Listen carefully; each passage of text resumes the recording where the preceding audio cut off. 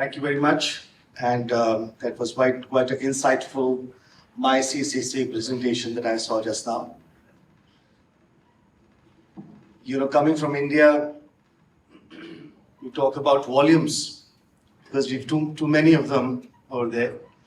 And Competition Commission in India also definitely is very active as we speak. My context today is about discussing metaverse of procurement. Yet when the topic came to me, I was myself re-establishing in terms of what is metaverse in or of the procurement. Just to give you a quick background.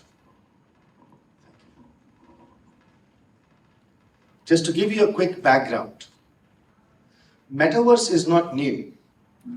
It seems like that a lot of people think that metaverse is just made out of somebody's fantasy around creating a virtual world, but it's existed for more than 20 years. Yet it's been made popular by a gentleman called Mark Zuckerberg when he changed the name of his company from Facebook to Meta. Honestly, when I go to several events, I do mention about the importance that we have gotten as entrepreneurs after Facebook changed their name to Meta. Next. So that's me on LinkedIn. I'll invite you to connect with me because I do a lot of content generation around immersive technology. Next. Oh, thank you.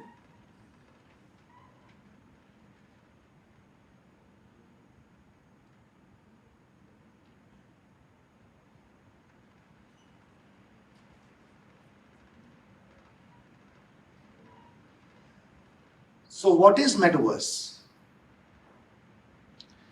A meta means a parallel, verse synonym to a global or to a new world. So anything that's parallel world and does not have a limitation of the landmass that we have it on the Mother Earth makes it a space where we can go, create, co-create, and monetize our content in a 3D immersive world. If this is not complex, then there are two types of worlds that we're talking about. One that's owned by a company where you go and create content and monetize it. Say, for example, you create content on YouTube, you launch movies on YouTube, you also do multiple training programs on, private companies' intranet solutions. And you have to pay a certain fee, like a percentage. If you subscribe to a software, you have to pay for the subscription fee to the company in order for, as a creator, in order for us to go and put the content over there. But with the use of blockchain, where there is no third party involved, all we do is we put content on the metaverse platforms and do not have a third party involved, but we just pay for the transaction fee. So now and going forward, in the next few years, you will see there is going to be a creator's economy, meaning you as professionals of procurement, you have a lot of knowledge. You want to go create, say, a procurement college online. As of today, you will think of creating a website that you can put up a couple of presentations, maybe go online once in a while, have people come subscribe to it, and you're loaded on some platform. But going forward, expect you creating a 3D world, a real college, which has got a campus, which has got a training program or training classes, and you can virtually go in there. Your students can also come in virtually on the platform and learn from you. .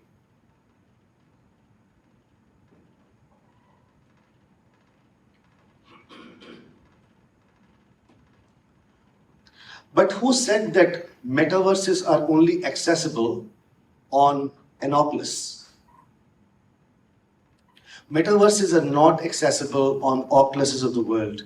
There are multiple devices. One of the device, though I have an Oculus over there at the table out there,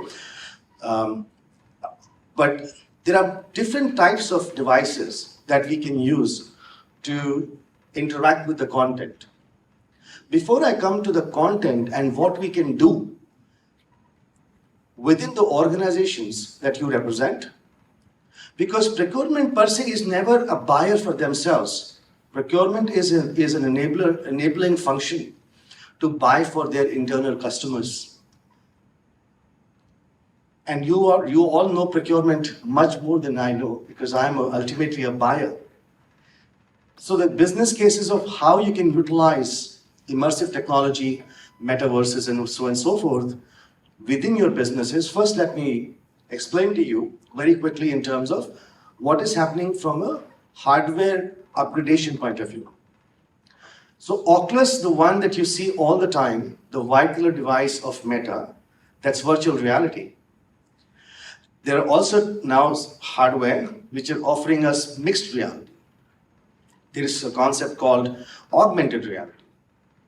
And each one of those concepts or each one of those hardwares focus on a certain type of content dissemination. So what I have on this stage for you, and this is a most revolutionary, one of my favorite headgears, called Railware. Very, very effective in terms of giving out, or in terms of using it in the MRO functions. This is a beautiful device with a 4K camera. It's head mounted, and there is a little small mini computer here which is voice enabled. So what I'll do is I'll wear this, and now that I wear it, I will try if I can cast my presentation onto this headgear. So this is the computers of today. This is not tomorrow. All right? So once I wear this, it's going to connect with the Wi-Fi. And while I talk to you, I can also see the same screen that you see here on my screen here, right? It's very useful because when I went to meet with one of the metro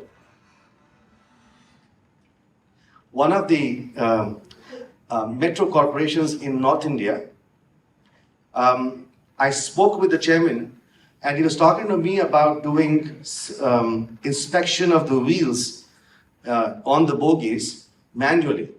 So essentially what they do is two people sit down on either side of the train, and they watch the bogies and know if there is any wear and tear.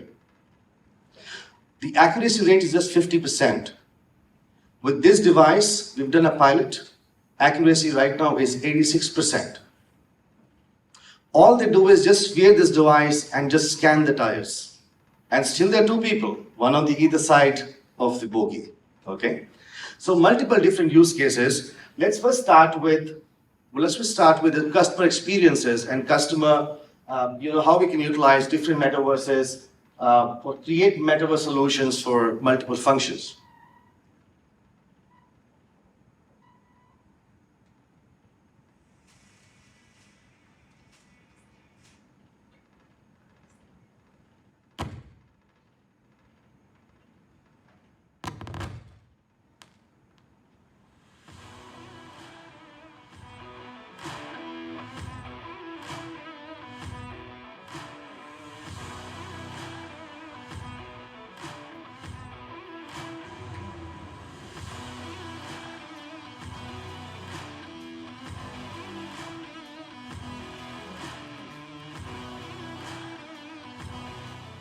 We're about to embark on an exciting journey through Bosch Metaverse Experience, showcasing how Bosch makes your day easier by being a part. This is where the employees enter and experience Bosch legacy. If they hover on the timeline, the experience takes them through the brand story. Here are Bosch clients and services, The clock helps teleport the employee to various settings of the day. Let's try it and start with the morning at 6 a.m. Bosch solar-powered water heater is ready to make your shower quicker and relax. Now it's time for breakfast. Let's head to the kitchen. It's time to make a delicious breakfast. Everybody knows that Bosch is a speaker company. We're here They make some of the best speakers in the world. Is full of Bosch from automotive. But their employees didn't know that Bosch is not Bosch. just a speaker company. Bosch is not just Bosch is much more than that. It's your appliances. So Bosch, in order to onboard their employees, delivered or built a solution. So any new employees that come into the business, they're first given an immersive tour within the Bosch's Experience Center. Seamlessly. The similar experience, Bosch also takes it to their customers and exhibitions. With Bosch Inventory's Metaverse. Now next time when you're going into any exhibition, when you're going and meeting with or having new employees come in, you're going in a conference like this, you could actually carry with you a sleek VR headgear or a mixed reality headgear and just give it over to someone saying, hey, experience what we do. Right. And so a very simple use case, but see the communication, because everybody of you comes from a fairly large organization. in such a short I'm 100% sure that you would want your employees to know more about your company and continually know more and more. So in 5 minutes, in immersive way, you could do much better content delivery than just generally doing it on a PPT.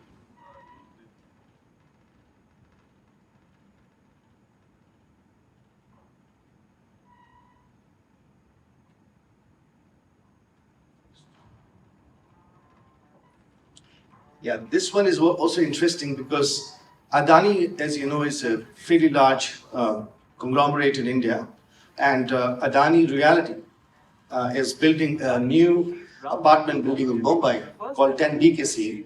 The apartment is 5 bedrooms, starts at $1 million, and we worked with them in delivering them the first 3D immersive experience of the apartment, but also issued non-fungible tokens to the owners. So their children can now come and play games that we are launching inside the metaverse for them. It's like this: when you buy an apartment, you get it after 2 or 3 years, sometimes with 4 years.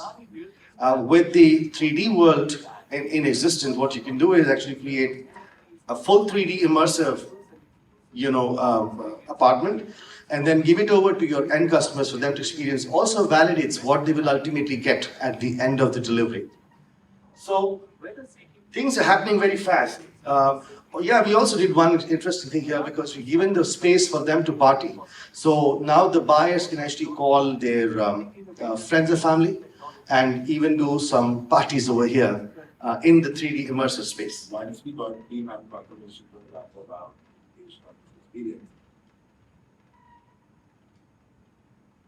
This is Siemens Energy.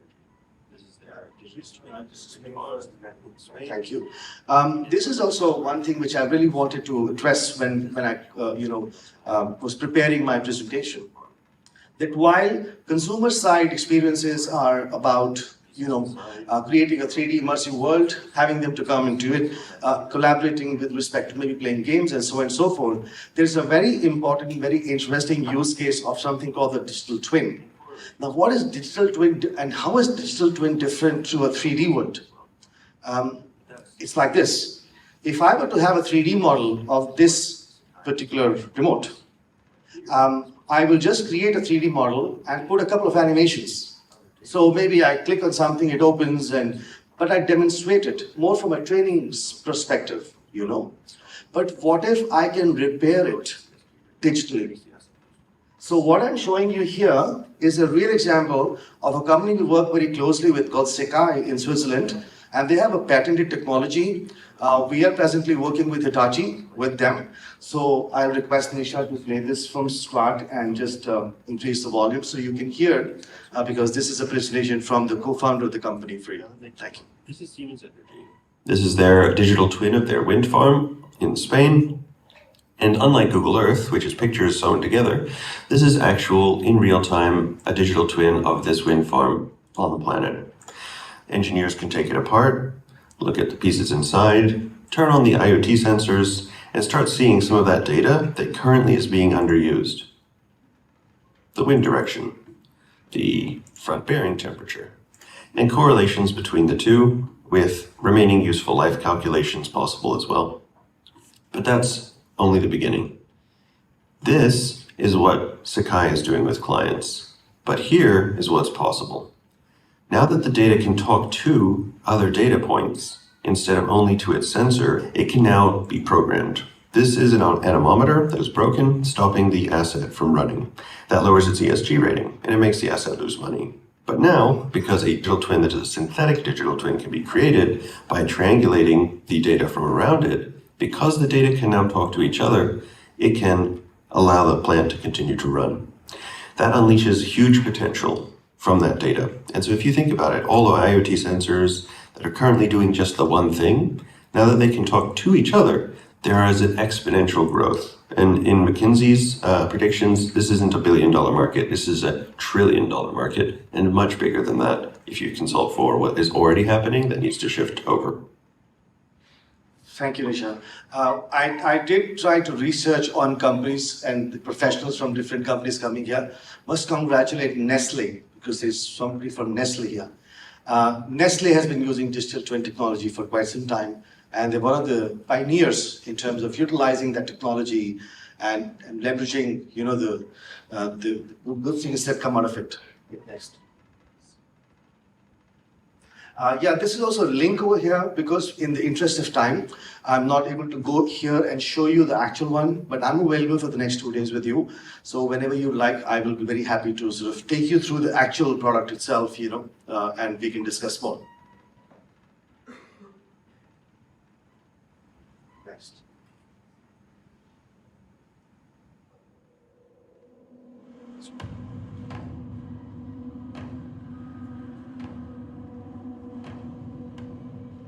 I'm wearing an Android headset provided by RealWear as part of Messer's software solution for troubleshooting. That's the one that I was. And it's a hands-free device which frees up the end user to perform his duties safely and without the need of another person. There's a flashlight built into the headset that can be turned on and off just by spoken command.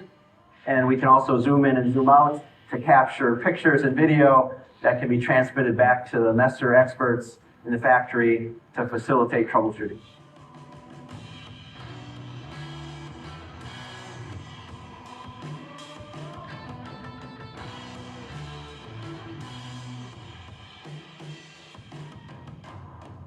I supervise the plate department. I'm in charge of keeping machines running and servicing and making sure that they're working and running at a high efficiency level. The new headset, you can see what you're looking at, and they can see that as well, and you can zoom in on certain parts of that. And like sometimes I don't even have the right terminology for how I'm going to bring something up, and I can just say that piece right there, and then they'll know what I'm looking at, and they can help me figure out how to fix that. But the headset's pretty cool. You can like look right where you're working and show them all the different parts that aren't working. On the rotator, like we could have a sensor going bad, and we might not know where that sensor goes in the cabinet, but they could tell us right where the sensor was. And you can zoom in and out, and you can record what you've seen. So if you have the same problem, you don't have to call Messer. You can just go look and see what you did before.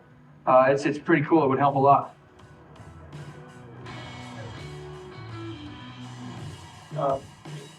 I saw this product which they were actually the OEM that is now giving RealWear pretty much integrated with the helmet itself. And so there are multiple use cases of this device, because this essentially is for cross-border MRO operations or where there's very critical sort of a malfunction that you want to repair and the person cannot do it with a mobile phone, and you just want to make sure that one headgear is kind of solving the problems, with respect to availability of resources and things like that. So one of my favorite use cases, which is very easy to use and something that I believe every organization must look at now and going forward, is employees onboarding. Though customer experience is very important, employees experience on the day one connects people to the brand. There's relatability that employees expect with the brand. So a couple of examples here that we've recently meaning this year and last year, that we have executed. So we'll just quickly run this, and we'll be happy to take your questions after that. Welcome to the Metaverse 911 Employee Onboarding Experience. In the Metaverse 911 Onboarding Experience, you will talk to your team, test your skills, get trained and collect your goodies. Now visit HR department on first floor to collect your ID card.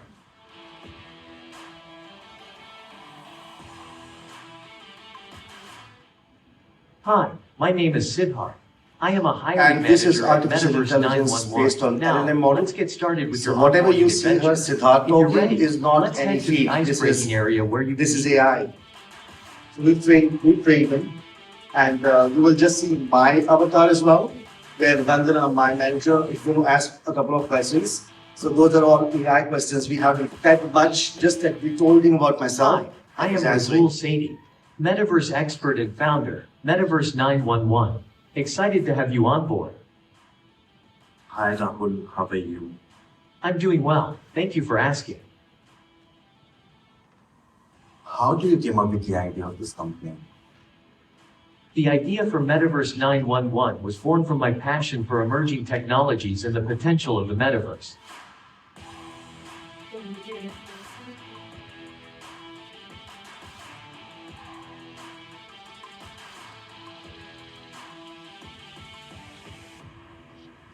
So gamification is very important, like quizzes.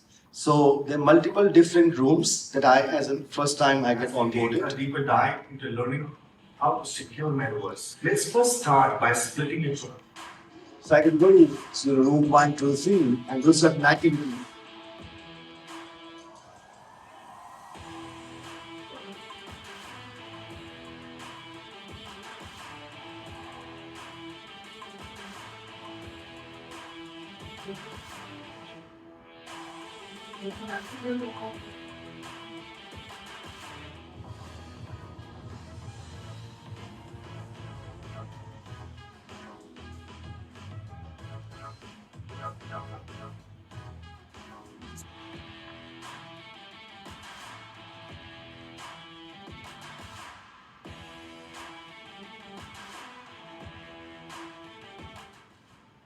Yeah, so Kotak Mahindra Bank did one activity with 35,000 employees from tier 2, tier 3 cities in India. That was last year, and gave them a learning path, gave them the opportunity to create their own learning path in the metaverse. So we were involved in the project, and there is quite a lengthy collateral that we created on LinkedIn with Saurav, who is the EVP of Kotak Mahindra Bank's learning division in India. Yeah, so in essence, whether it is today and whether it is tomorrow, every organization at some point will look at creating their employees' experiences, taking them to a next level. I believe that any 3D world, any 3D visualized world makes more sense than just giving people a website or even your customers just a collateral. So I'm here for the next 2 days. I'll be happy to showcase to you the real VME or the Oculus or any other experience right there at the rear end of this place. Thank you very much. If there's any question that I can answer, I'll be happy to take your questions. Or we can meet after this as well. Thank you. Thanks a lot. Have a good day. So much, Mr. Rao. Do we have any questions from the crowd? Anyone? In case any of you are shy, he's going to be here in 2 days. He'll be there at the back and he has his gears ready for you all to try. One question. Yes, Bobby. Yes, Bobby.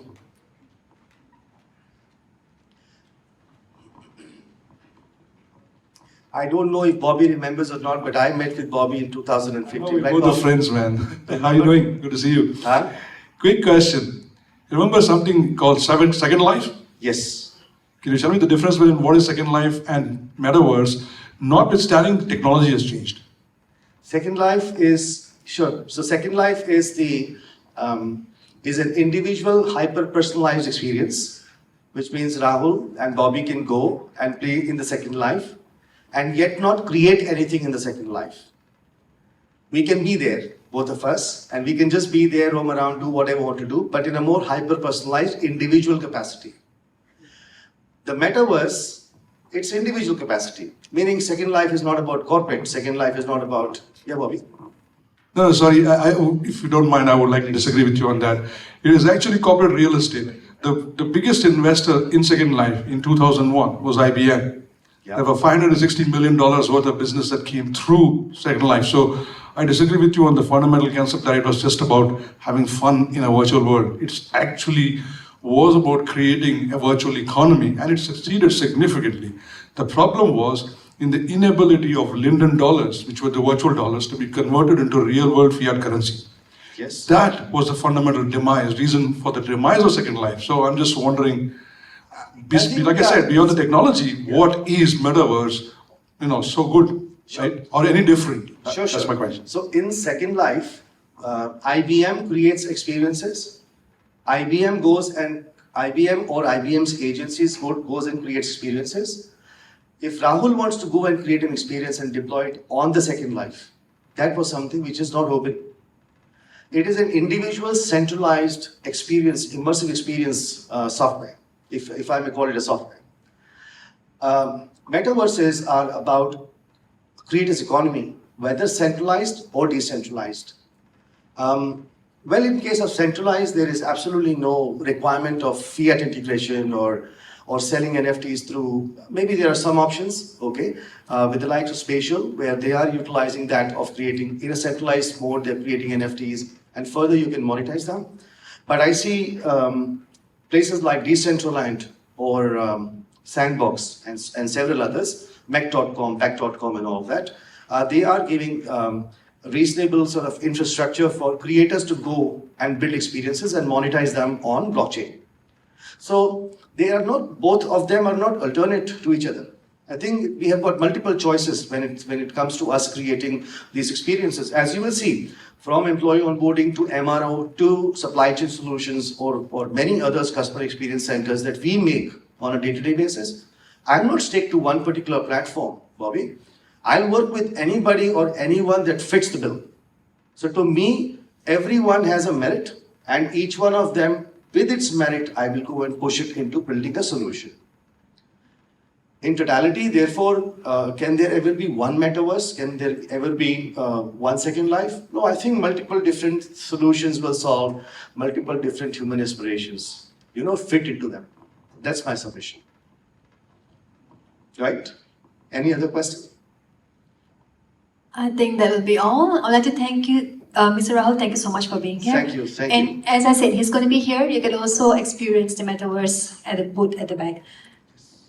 Can we have Amy to provide the pronunciation? Thanks a lot.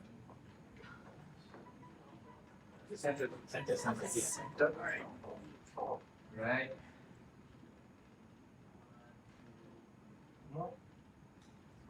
One. Oh. Thank you. Excellent.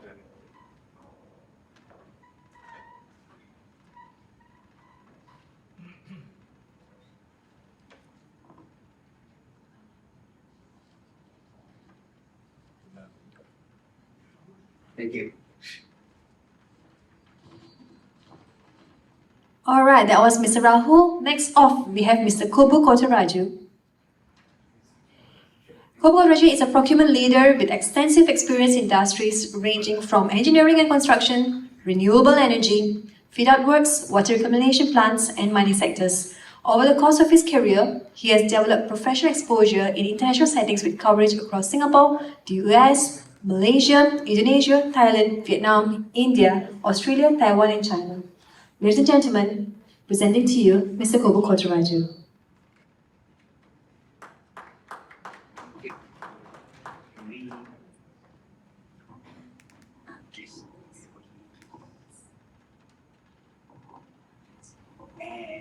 I think we move this to hide the slide. Talking it? Yes. Sorry about that.